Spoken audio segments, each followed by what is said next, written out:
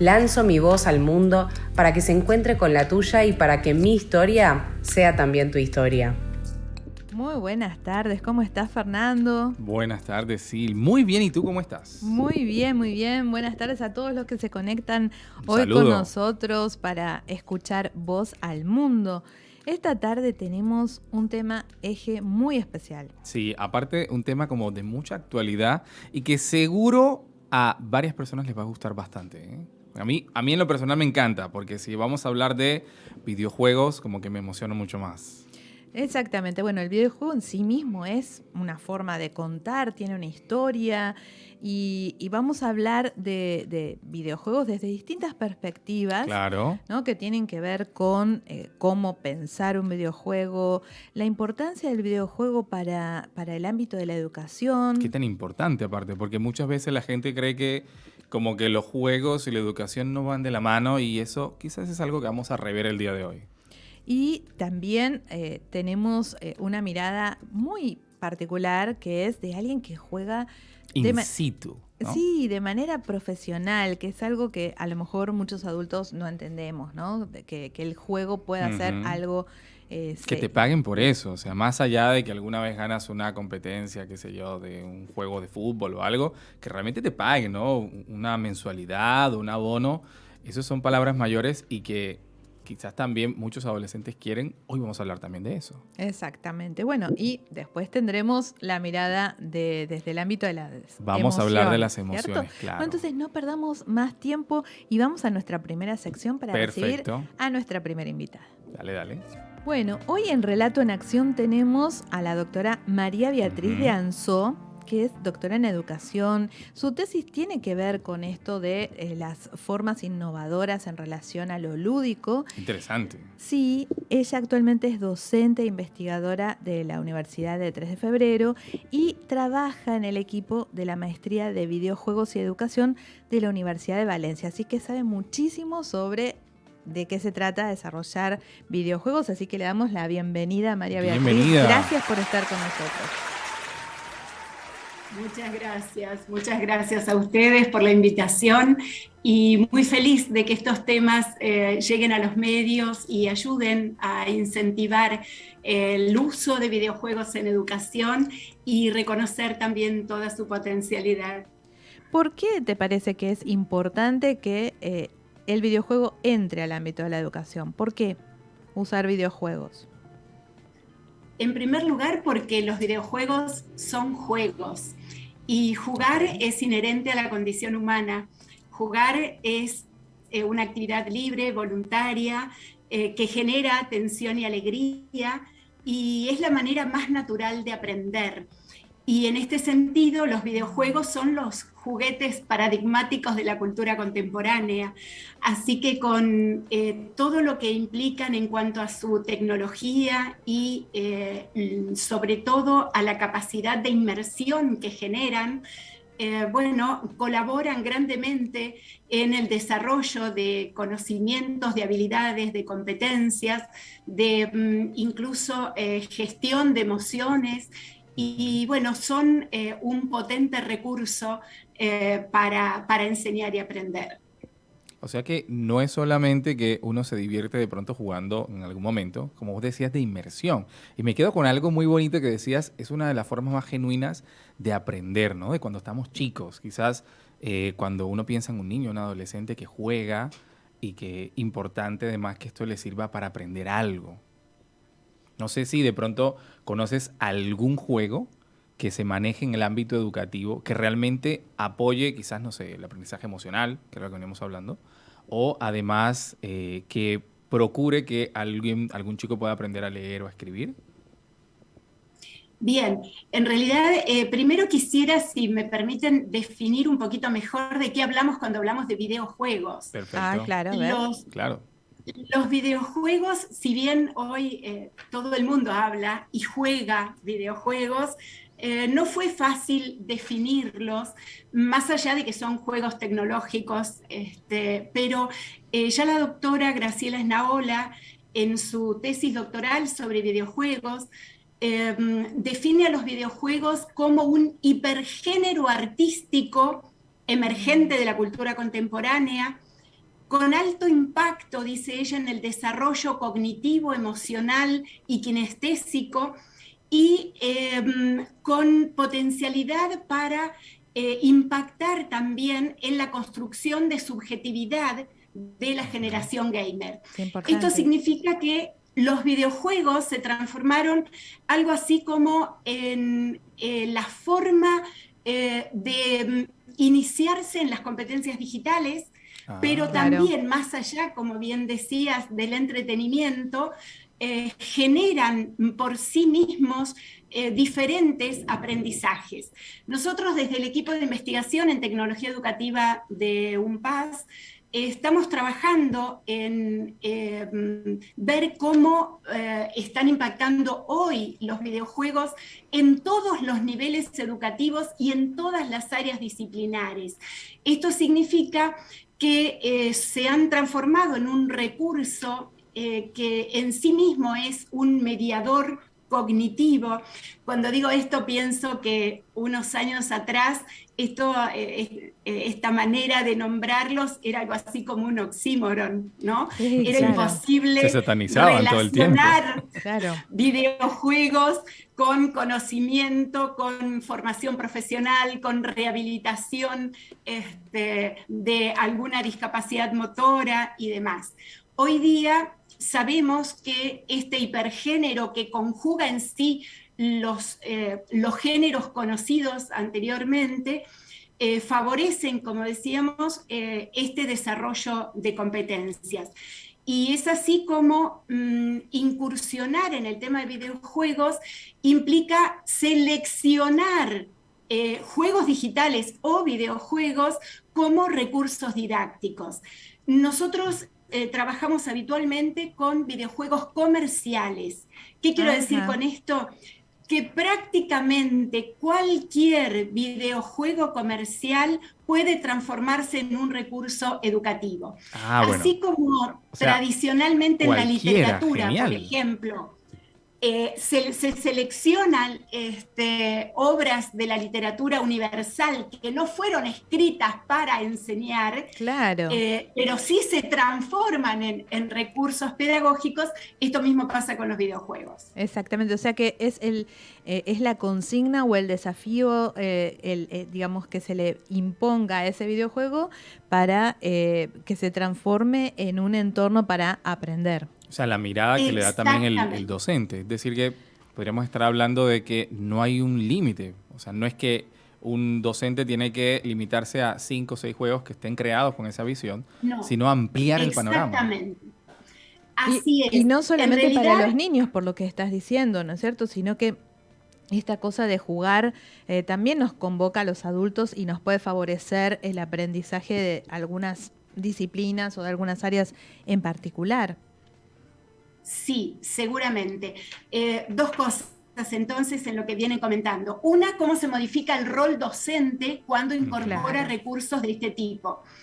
Es importantísimo que antes de poner a jugar a los estudiantes se tenga claro el modelo pedagógico que fundamenta la inclusión de videojuegos. Esto significa establecer los objetivos que se desean cumplir, por supuesto, seleccionar juegos que tengan que ver con el contenido y con las competencias que se pretenden desarrollar, establecer una serie de actividades propias para hacer con videojuegos. Y una cuestión muy interesante al terminar la actividad es hacer una evaluación metacognitiva de esa actividad. Es decir, preguntarle a los estudiantes qué aprendieron, no solo en saberes y conocimiento disciplinar, sino también qué les pasó jugando. Es decir, cómo gestionaron, por ejemplo, sus emociones en la acción de jugar. El enojo. Y esto, claro, es para dar significatividad plena a la utilización de videojuegos.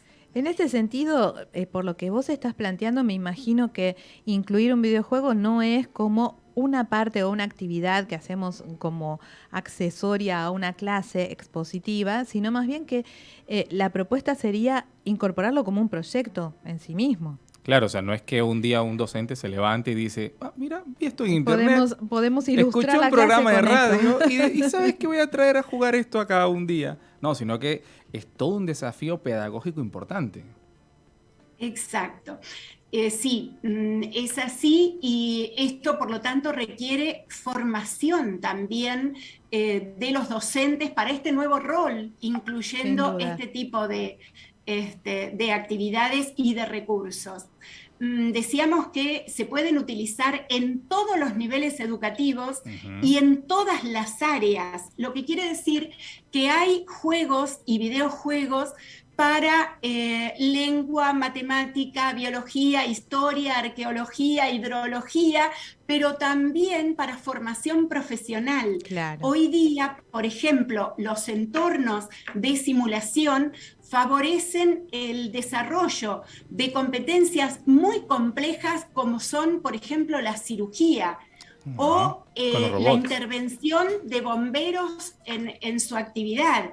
Es decir, situaciones que implicarían incluso riesgos como eventos químicos que en la vida real serían complejos, en la situación virtual de la simulación a través de los videojuegos, favorece un aprendizaje complejo, sin riesgos y en un entorno cuidado. Bueno, ¿no? yo sobre eso les quiero contar. Cuando me licencié en psicología había un simulador.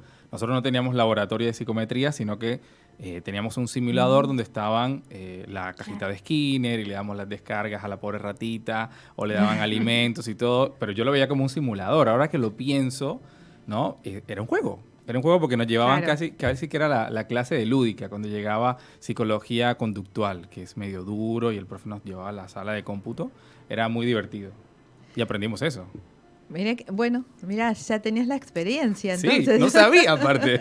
No sabía que era así. Bueno, y justamente, ahora que nos trae Fernando esto, ¿qué perfil profesional se acerca a hacer una maestría en videojuegos y educación? Porque, digamos, la formación no es para desarrollar los videojuegos, sino para entenderlos en el ámbito educativo. Ah, claro. ¿Cierto?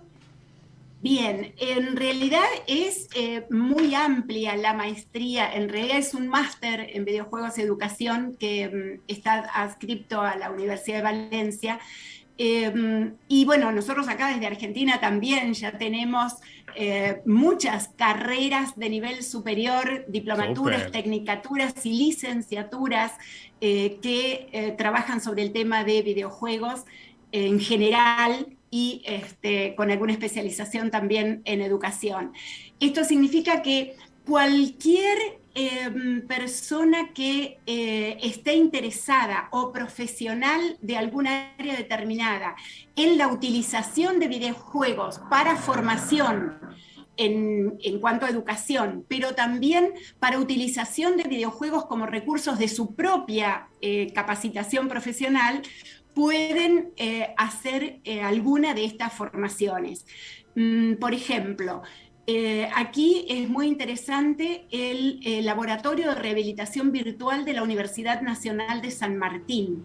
Allí se utilizan videojuegos de 3 a 99 años, ¡Ay, súper! Como dice su director, porque son simulaciones que motivan mucho, que generan alegría, que generan tensión, en las que se permite reconocer la mejora continua en relación con las dificultades, por ejemplo, como decía, de orden motor.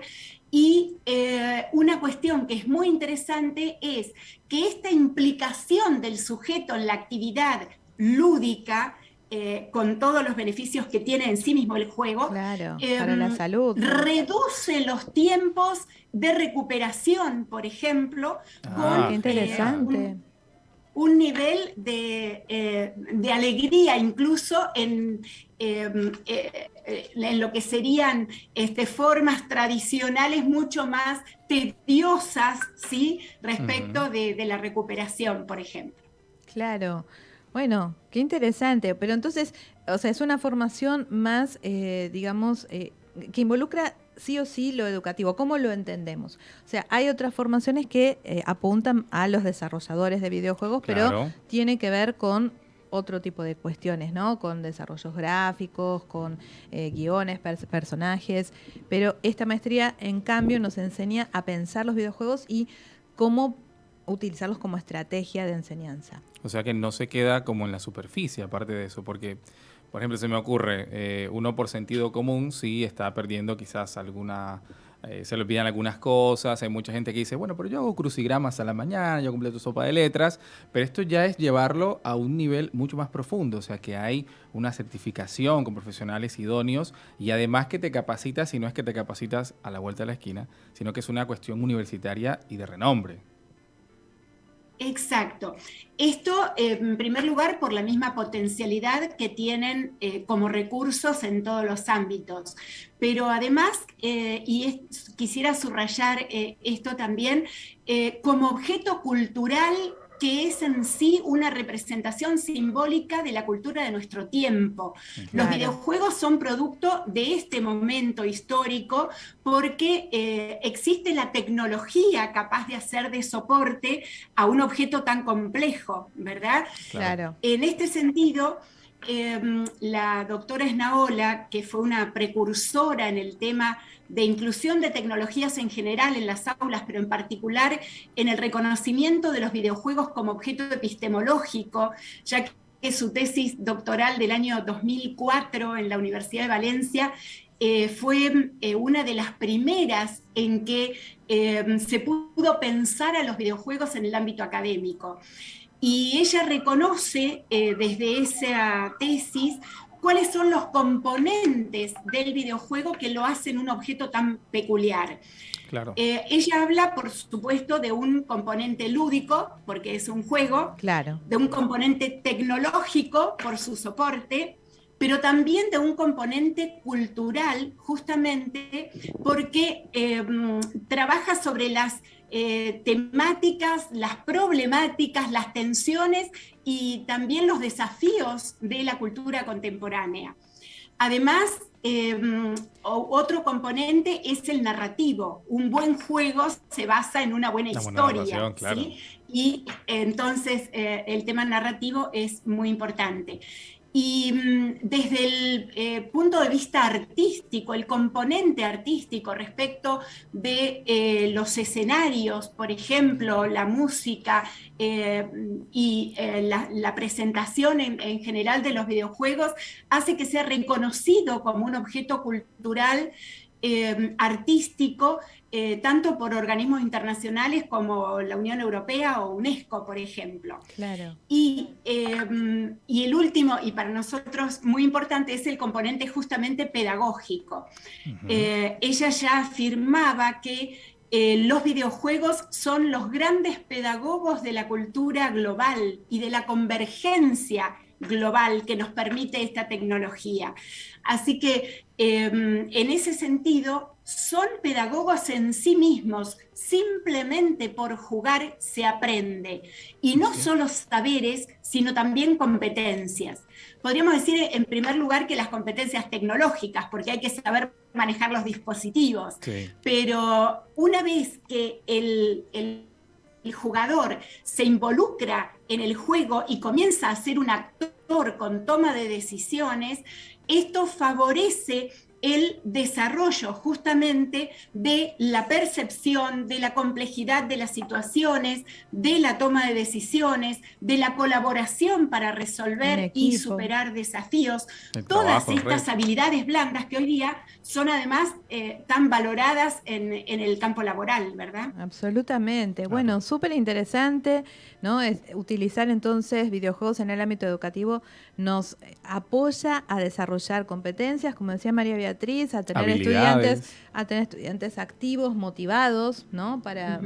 Por aprender. Y creo que aparte que no se vea como el enemigo de la clase, ¿no? Como lo que no se debe utilizar en la clase, sino todo lo contrario, como que quitar esa idea un poco ya pasada de moda. De que jugar es un poco perder el tiempo. Creo que en malo. Educación tenemos mucho ese preconcepto que hay que Hay que quitarlo. Exactamente. Sí, sí. Bueno, María Beatriz, Así es. muchísimas gracias por acompañarnos, por este tiempo que nos regalaste Claro. y por estas ideas que nos dejas. No, a ustedes. ¿Puedo decir simplemente una Claro, cosita Sí, más? por supuesto.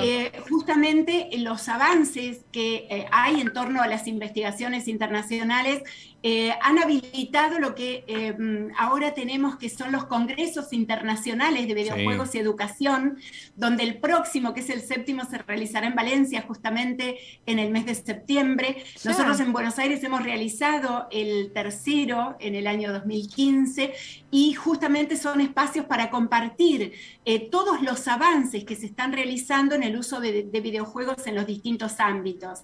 Y esto significa también estar al día, digamos, de los avances en cuanto a, por ejemplo, el impacto que está produciendo el tema del metaverso, más allá de la realidad virtual y la realidad aumentada que están transformando el uso de no solo de videojuegos, pero que implican sobre todo esta construcción de una realidad paralela a la realidad física que nos permite realizar cosas que serían imposibles en la vida real. Claro. Bueno, Claro. ¿qué impacto tendrá eso en el aprendizaje?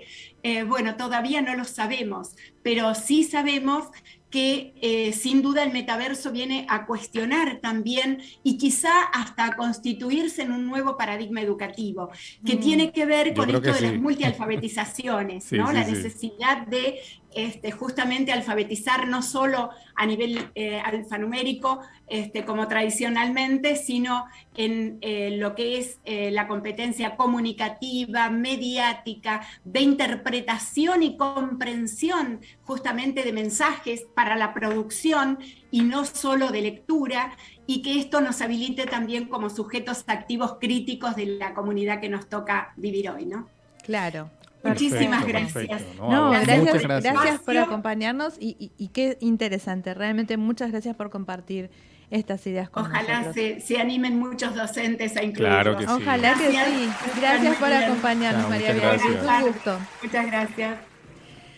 Bueno, súper interesante. ¿Cuántas Totalmente. ideas? Me quedo con muchas cosas en la cabeza, muchas cuestiones para leer, muchos papers que buscar Sí. para actualizarme en el tema, ¿eh? Bueno, ¿qué te parece si nos vamos a la próxima sección? Dale, perfecto.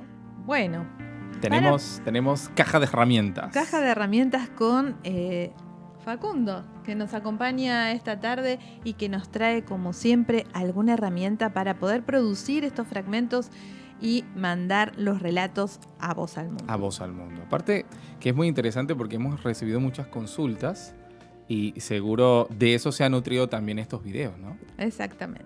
A ver, hola Facu.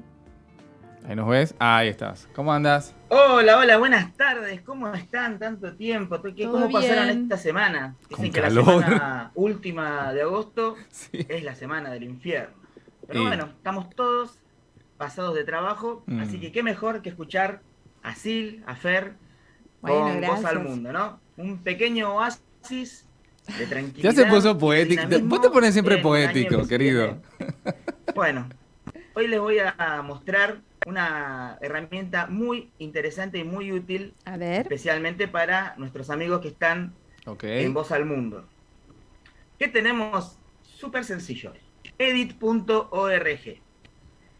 Esta me gusta, herramienta nos permite crear portadas. Entonces vamos a poder a nuestro proyecto ponerle un lindo inicio. ¿Solo portadas? Bueno, también nos permite diseñar algunas cositas dentro de nuestro trabajo. Miren, a ver. una portada también puede ser un menú, puede ser un pop-up, puede Ajá. ser una linda presentación. Y Sirve esto a veces lo bastante, ¿eh? descuidamos cuando hacemos un proyecto, ¿no es cierto? Simplemente lo iniciamos o ponemos una carátula. Sí, Pero una me portada pasa. le da una muy, muy linda presentación a un trabajo, especialmente para un concurso. Así que pueden ver acá que tenemos una propaganda. También la podemos usar para hacer nuestras previas en las redes sociales, para invitar a la gente a participar A los en vivos de nuestro Instagram. proyecto, o para modificar fotos, dibujos, lo que ustedes Ah, así buenísimo. Yo acá ya tenía preparado A ver qué hiciste. Un ejemplo de cómo se arma esta portada es ni más ni menos que el mismo motor de Canva, ¿no es cierto? O sea, Sí, muy parecido. tiene una serie de herramientas súper intuitivas con las que vamos a poder modificar nuestro trabajo. Podemos modificar las palabras, podemos modificar las imágenes. A ver si podemos modificar esta imagen acá. Acá va a ir nuestro logo. Yo le puse unas florcitas, pero supónganse que yo quiero promocionar un proyecto multimedial con empanadas. Recordando En la empanada hay un mundo.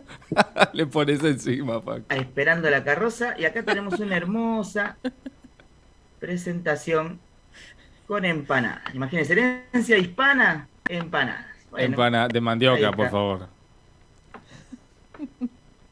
Y lo ponemos ahí. Podemos modificar las letras, les dije. ¿Ven? Ahí estaba Barrio Regular. Es el nombre de esta letra. Pero supónganse que yo quiero hacerla con otro tipo de letra. Abril Lowface. Ajá. Y ahí se cambió. Ah, bueno, sí, es muy intuitivo aparte. Está bueno para poner Bien. en las redes, ¿no? Esta La fue promoción. la herramienta edit.org. Una herramienta súper sencilla, muy útil, muy divertida de trabajar y con la que ustedes pueden crear sus propias portadas. Dale, perfecto. ¿Cómo andan Perfecto. todos por el estudio? Todo muy bien, muy bien, bien. gracias. Me alegro. Bien, sigue en pie mi compromiso de ir en algún momento Pero al por estudio a supuesto. visitar. Aparte, y ahora con una Bueno. poesía, te digo, Nos vemos la semana que viene. Ok. Esperemos que siga el buen día, el buen clima acá en Buenos Aires. Ok. Que así sea. Gracias, Abrazo. Facu. Chao, hasta luego. Nos vemos. Bueno, súper creativa esta herramienta. Me la imagino. Me quedé con el emprendimiento de empanadas al mundo, ¿eh? Sí, me dio hambre.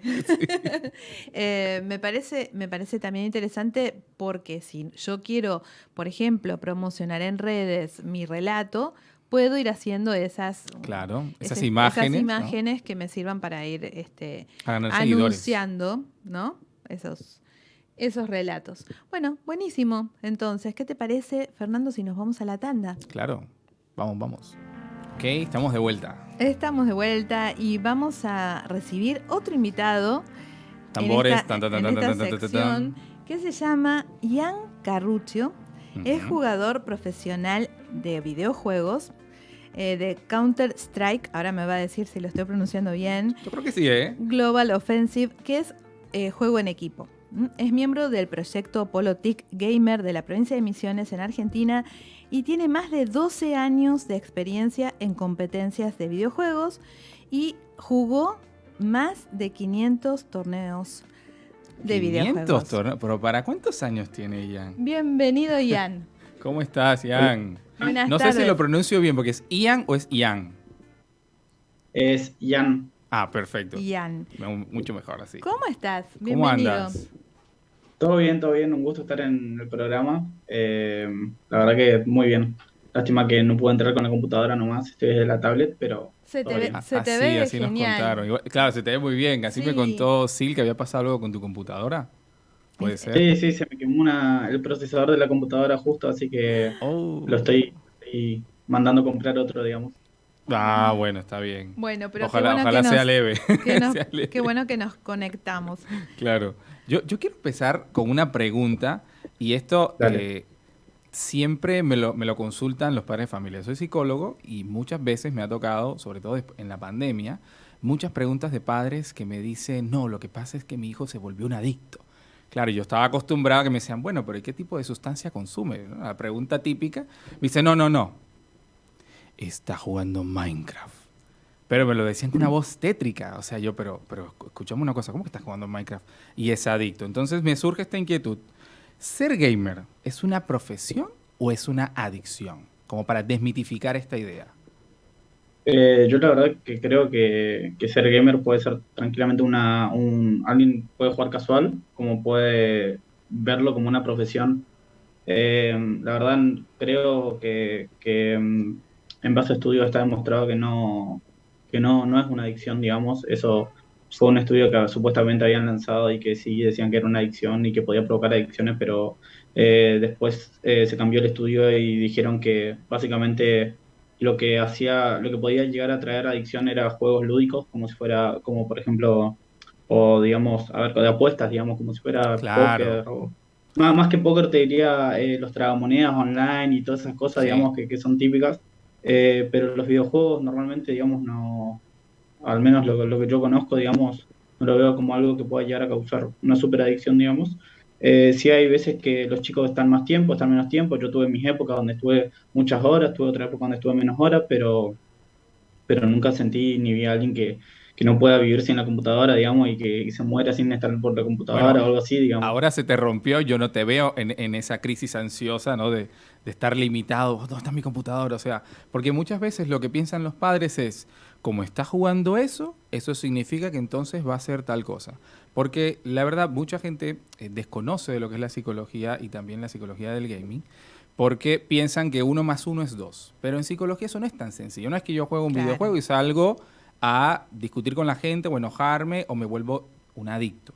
O sea, no son cosas que son equiparables y Exacto. que es una ¿Y, problemática. y a qué edad empezaste a jugar videojuegos?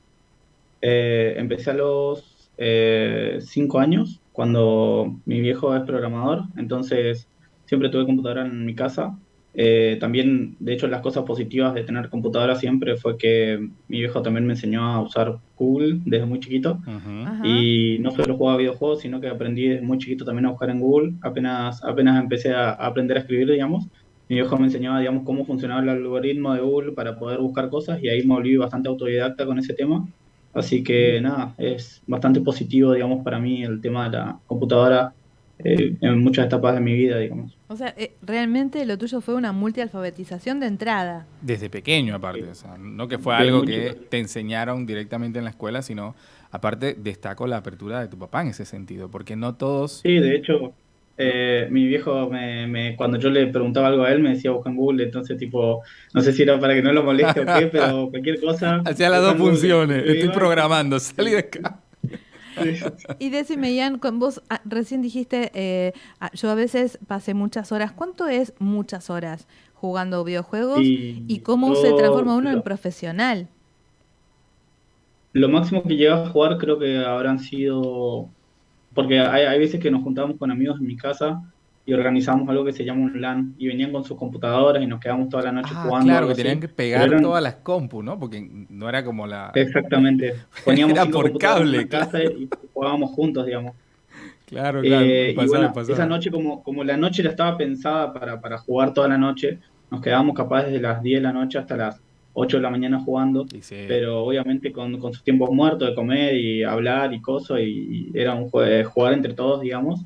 Pero normalmente no es algo habitual, digamos, jugar muchas horas, más de 8 horas por día, 10 horas por día, es, es casos muy extremos, digamos, pero por ejemplo, cuando yo entrenaba con mi equipo, entrenaba 6 horas por día, pero bueno, yo estoy hablando de un ambiente más profesional, y aparte de eso, tenía 1 o 2 horas que jugaba de forma individual para mejorar yo mi rendimiento, pero también hay que tener en cuenta que cuando uno está en un equipo profesional, no está todo el día jugando, sino que está mucho tiempo analizando partidos profesionales, está mucho tiempo mirando partidos nuestros también anteriores. O sea, Ujú. la verdad que terminamos jugando al final 2 o 3 horas por día y el resto del tiempo nos las pasamos analizando cosas, haciendo estrategias nuevas o, no sé, charla con nuestro psicólogo deportivo también. Entonces, como que siempre había cosas que hacer que no era exclusivamente jugar, digamos. Eso en el mundo más competitivo, digamos. Eso me parece súper interesante. Contanos, porque vos sabés que el público de este programa es bastante, está conformado por docentes Ujú. y recién veníamos de conversar en el bloque anterior cómo los docentes o los adultos en general consideramos el videojuego como una pérdida de tiempo. Entonces, pensarlo como algo profesional puede resultar bastante extraño. Y ¿Cómo se aparte, transforma alguien en profesional, de un jugador profesional de videojuegos y qué supone eso? En este momento es muy parecido a lo que es fútbol, lo que es el ambiente profesional. Uno para ujú, llegar a ser jugador profesional de fútbol normalmente es, no sé, un 1% de los jugadores totales que llega a ese nivel. Así que básicamente es jugar muchísimo en lo que es por ejemplo, yo me dedico al counter, jugar muchísimo, tener una mente muy abierta, intentar aprender de los errores todos los días, digamos, y en algún momento se va llegando. Yo creo que no hay mucha limitación, como por ejemplo en el básquet, que hay una limitación física. Si sos capaz más chiquitito, te va a costar más llegar Claro. o sea, más enano, digamos, te va a costar más llegar a un nivel alto, pero en lo que es videojuegos me parece que no hay tanta limitación. Creo que tiene que ver mucho con constancia, digamos, y ir aprendiendo y ser humilde con los errores que van surgiendo, ¿viste? Eh, ¿Y cuál era la otra pregunta? No sé si había otra. Claro, Claro. ¿qué supone ser un jugador profesional? Además de jugar, ¿no? Tenés que poder trabajar en equipo y qué otro acompañamiento o preparación tenés que tener. Porque eso no se aprende solo, ¿eh? Eso es complicado. O sea, me imagino, uno, si no está conectado con un grupo de amigos o si no está, como bien lo decías ahora, con una persona que te acompañe, como este psicólogo deportivo, lo veo complejo. Sí, de hecho, cuando sos, a ver, cuando estás en un equipo profesional tenés muchas demandas, lo de tanto psicológicas como de mejora individual, digamos. Por ejemplo, cuando una persona es tóxica, automáticamente, tóxica me refiero a personas que tienen ira muy rápido, Ujú. automáticamente se les saca de equipos semiprofesionales y profesionales. Entonces, ese tipo de comportamientos normalmente no se aceptan. Después también cuando hay personas que son mala onda o son así como que bajonean al equipo, que no suman, digamos, aunque jueguen bien, digamos, suelen ser personas que se le terminan sacando de los equipos profesionales porque no aportan. Entonces, algo que tiene bueno los equipos profesionales justamente es que te hace mejorar mucho como persona, o sea, te hace pensar mucho si estás bien o mal. Y si no querés cambiar algún error que tenés, te terminan sacando de todos los equipos hasta que en algún momento lo terminas cambiando. Así que O yo sea, o cuando cambias tenía o 12 14 cambias. años, sí, cuando tenía 12 14 años por ahí me pasó que entré a un equipo y era un equipo conformado con mi hermano, mi primo y dos amigos. Y yo tenía problemas de ira, yo era el líder y tenía problemas de que me enojaba cuando salían malas cosas, bla, Ujú. bla, bla, bla. Hasta que un día me pusieron un stop y me dijeron, che, si no parás, digamos, disolvemos el equipo y listo. Y Claro, porque bueno, lo ya, tuve que ya cambiar, digamos, ahora soy una persona que nunca, en ningún momento, digamos, del equipo, de hecho, yo soy la persona que primero inspira a que no haya toxicidad dentro la de un equipo, tranquilidad. y bueno, sí, tranquilidad siempre, y eso Bueno, es gracias a esto, ¿viste? pero Gracias a tener un equipo que te ayuda a eso. o sea que es el Y no apoyo solo en el eso, sino que te ayuda a equipo, mejorar es sí, el apoyo del equipo, o sea, el mismo equipo puede regular este tipo de conductas de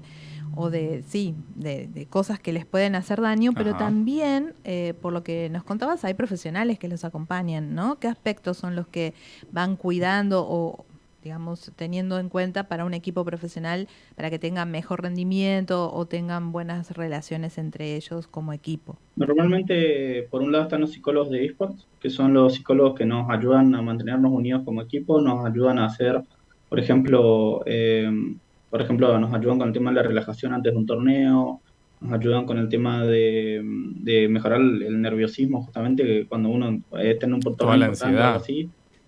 Sí, la ansiedad, también el unirnos como equipo, actividades en equipo, tal cosa. O también cuando hay problemas, digamos, entre un equipo que pueda haber, digamos, por ejemplo, que nos llevamos mal o lo que sea, también está ahí el psicólogo para ayudar, o psicóloga, digamos. Después, por otra parte, está el coach o analista, que son personas que normalmente son como los que más saben, eh, o son como entrenadores, digamos.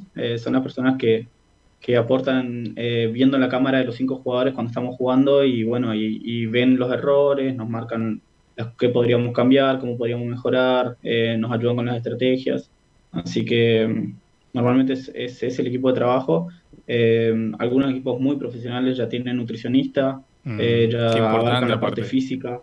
Sí, de hecho, dormir mal, comer mal y todo esto, digamos, afecta mucho a lo que es el rendimiento.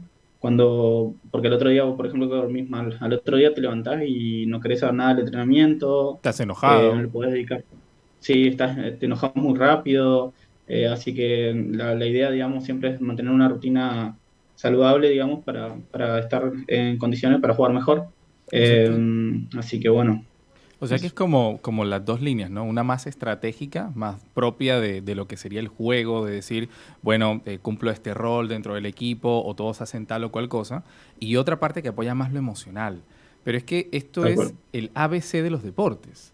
O sea, eso es Sí. lo que tiene que estar, pero muchas veces uno piensa que, bueno, los que están jugando ahí jueguitos de computadora están haciendo cualquier cosa, pero realmente lo que se pone en juego, y valga la redundancia, en un equipo de esta complejidad y de este nivel, es, por ejemplo, que yo solo no puedo ganar todo el campeonato. Entonces, tengo que apoyarme en mi equipo, tengo que tratar de que todos seamos cada vez mejores y mejores, no solo en el juego, sino también en las relaciones que tenemos de manera interpersonal. O sea, imagínate, por ejemplo, que esto lo podríamos traspasar al fútbol o al básquet, como mencionabas antes, y es la misma dinámica, es la misma lógica.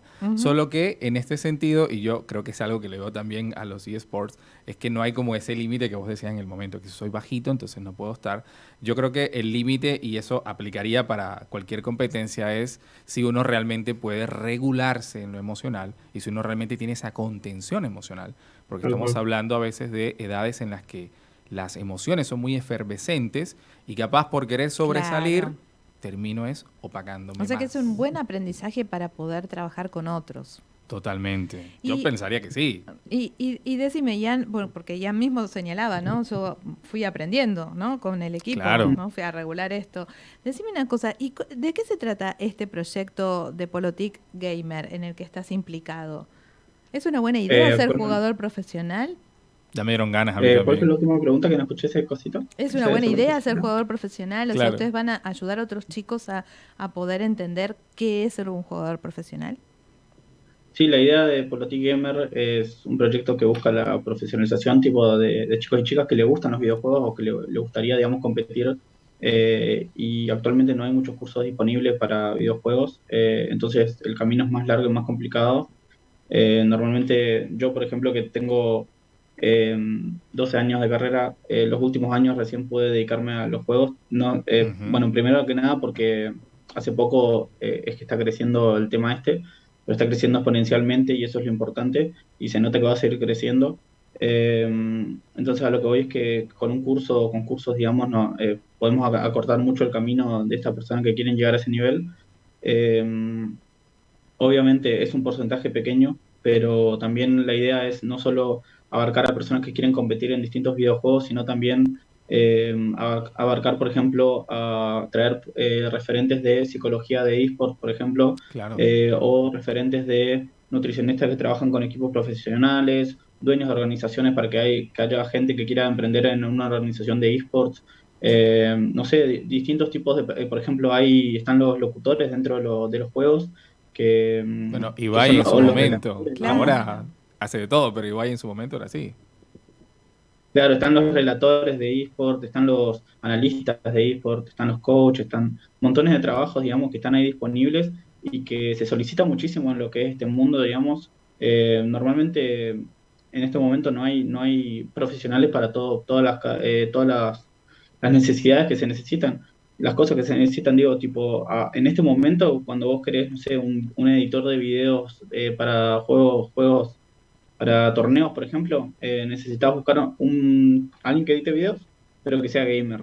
Y no es lo Claro, que Que mismo comprenda entienda. la que una lógica del persona, juego, qué es lo que quiere ver el otro. Es un tema. Sí. claro, pero estaría buenísimo que haya en algún momento, digamos, cursos dedicados por ejemplo, edición de video de eSport, que es totalmente distinta a lo que es una edición de video normal de un video empresarial, por ejemplo. Lo mismo Claro. con marketing y lo mismo con montones de cosas más. Entonces, como que primero es un nicho que yo siento que está creciendo muchísimo, que va a ser muy rentable, digamos, dedicarse a ese nicho a largo plazo, digamos, y que me parece que, bueno, que es parte del futuro. eh, pero por eso no es solo capaz impulsar a los jugadores profesionales, sino también a otras ramas que pueden llegar a servir para dedicarse a A eso en todos un los futuro, digamos. rubros. O sea que es Claro, una buena oportunidad de inserción laboral, pero hay que prepararse. Sí, sí, totalmente. tal cual, Bueno, y si tal hay cual. algún chico que se entusiasmó con esta idea, ¿cómo los contacta, Ian? Para contactarnos, tienen que ir a la página de Instagram, que es Polotic Misiones o /Polotic Misiones. Ok. Ahí nos puede contactar, ahí van a ver los cursos que se pueden anotar. Ahora hay cursos de Valorant, cursos de Counter y cursos de LOL. Eh, y bueno, ahí vamos a estar sacando nuevas charlas, eventos, torneos y demás cosas. Creo que más o menos dentro de 3 semanas se viene un torneo también de Counter, que es el juego al que yo me dedico. El premio probablemente va a ser bastante alto, todavía no se puede decir mucho, pero va a Ok, estar bueno. ok. Estaremos Buenísimo. pendientes ahí en las redes sociales. Claro que igual. sí, claro que sí. Bueno, súper Muchas gracias, interesante. Ian. Muchas gracias, Ian, por acompañarnos esta tarde. Y bueno, éxitos con ese proyecto que seguramente va a Dale, andar muchas gracias a súper bien. ustedes. Un Un gusto. abrazo fuerte, Un gracias. gusto. Chau, chau. Un abrazo fuerte para ustedes. Chao, chao. Bueno, qué interesante esto, ¿no? O sea, más allá de que el chico finalmente se desarrolle y se inserte digamos, en algún espacio profesional, Claro.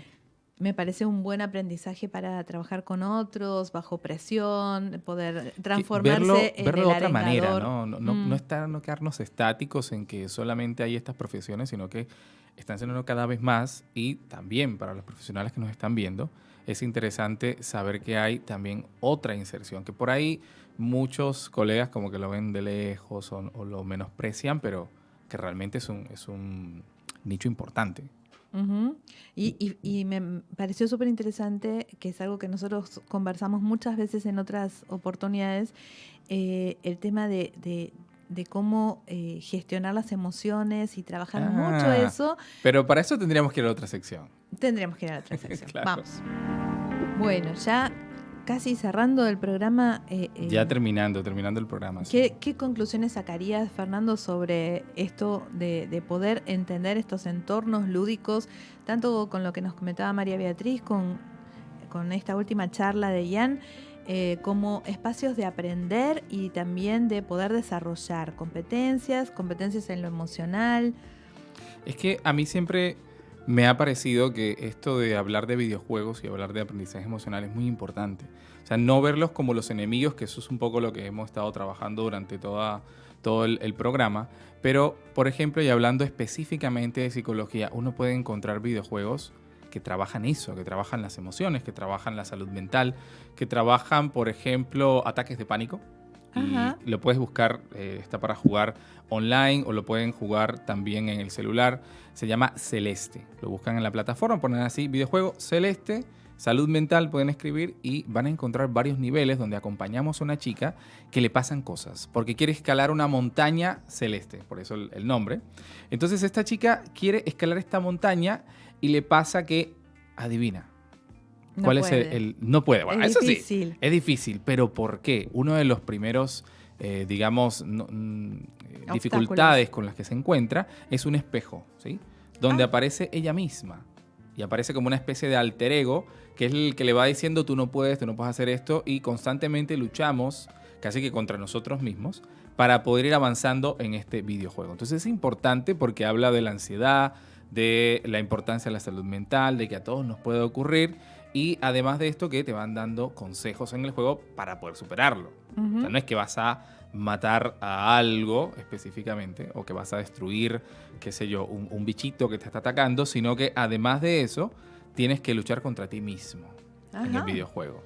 Esto se me ocurre, por ejemplo, para personas que están atravesando por un momento de ansiedad o de depresión, es muy interesante de verlo. Porque capaz que en ese momento, y justo esta sección que es hablar de lo que nos pasa, quizás no tengo esa persona con la que yo puedo hablar de lo que me está ocurriendo, o no me gusta hablarle porque me va a regañar, o porque, que también pasa en el juego, en este videojuego, que llama por teléfono a una persona importante de la familia y adivina qué le dice. ¿Sí? ¿Qué te ha ocurrido que le dice a alguien cuando uno le cuenta que tiene una dificultad, no sé, un problema en salud mental? ¿Qué es lo que suele ocurrir? Que lo minimizan, ¿no? Que no es Exactamente. nada, bueno. Ya se te va a pasó. pasar, no te preocupes, pero por favor, si la depresión es un estado anímico, te dicen, ¿no? Ponete bien, estás triste, ponete bien. Bueno, esto mismo es lo que le ocurre a la protagonista de este videojuego, donde ella llama a esa persona que es importante y lo que le dice es, no pasa nada, no pasa nada, mira que no pasa nada, ¿no? Entonces estamos empatizando constantemente con ella porque nos estamos dando cuenta de que son reales los padecimientos en salud mental. Es real lo que le está ocurriendo y a partir de que se va avanzando en los niveles te vas dando cuenta de lo importante que es poner en palabras tus emociones, me contarle a parece. alguien que sea... Lo voy a buscar. Sí, Lo por voy a buscar supuesto. y lo voy a- Y el último, ya para hablar específicamente, para ir cerrando, uno de los niveles que a mí me pareció bastante interesante es que en un momento le da un ataque de pánico. Ujú. Quienes hemos sufrido ataques de pánico alguna vez en la vida, yo a título personal les digo que me ha pasado cuando estaba pequeño. Me pasó alguna vez que tuve un ataque de pánico. La gente no te dice o no te explican qué es lo que pasa, que no te vas a morir, pero tú sientes que te estás muriendo. O sea, que se te viene todo encima, que no puedes respirar.